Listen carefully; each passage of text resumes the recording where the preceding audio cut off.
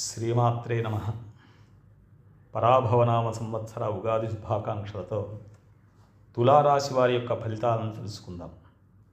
చిత్తా 3-4 పాదాలు, స్వాతి 1-2-3-4 పాదాలు, విశాఖ 1-2-3 పాదాలు కలిపి తులారాశిగా చెప్పబడుతోంది. ఆదాయం 5, వ్యయం 14, రాజపూజ్యత 6, అవమానం 3. ఈ రాశి స్త్రీ పురుషాదులకు గురుబలం వలన దైవిక బలం ఎక్కువగా ఉంటుంది.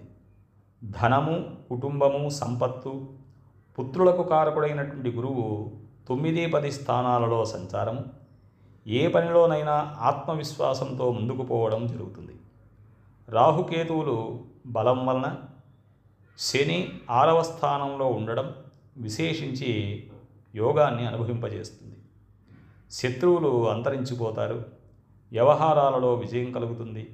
గతంలో సాధింపలేనటువంటి పనులు ఈ సమయంలో సాధిస్తారు. ఏ వృత్తి వ్యాపారాలలో ఉన్నవారికైనా సరే చాలా ఉత్తమమైనటువంటిదిగా చెప్పవచ్చు. ఒడిదుడుకుల నుండి బయటపడతారు. రావలసినటువంటి సొమ్ము సకాలానికి వస్తుంది. గృహ సంబంధ రీత్యా లాభాలు, నూతన గృహములు నిర్మించడము, ఇంటి స్థలాన్ని కొనడము సంభవిస్తుంది. సంఘంలో గౌరవం పెరుగుతుంది. పుణ్యక్షేత్ర సందర్శనం, గృహంలో వివాహాది శుభకార్యాలు జరగడం, ప్రతి చిన్న విషయంలో మీకు అనుకూలంగా ఉండడం అనేటువంటిది జరుగుతుంది. ఈ సంవత్సరం ఉద్యోగులకు అన్ని విధాలుగా యోగదాయకంగా ఉంటుంది. రాజకీయ నాయకులకు మహోన్నత కాలంగా చెప్పవచ్చు. వ్యాపారస్తులకు లాభదాయకంగా ఉంటుంది. విద్యార్థులకు గురుబలం వలన జ్ఞాపక శక్తి పెరుగుతుంది.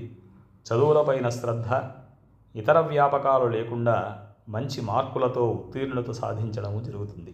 ఈ రాశి వారికి నరఘోష అధికంగా ఉండడం వలన ఈ సంవత్సరము మంగళవారము, శనివారం అనేటువంటి నియమాలను పాటించాలి.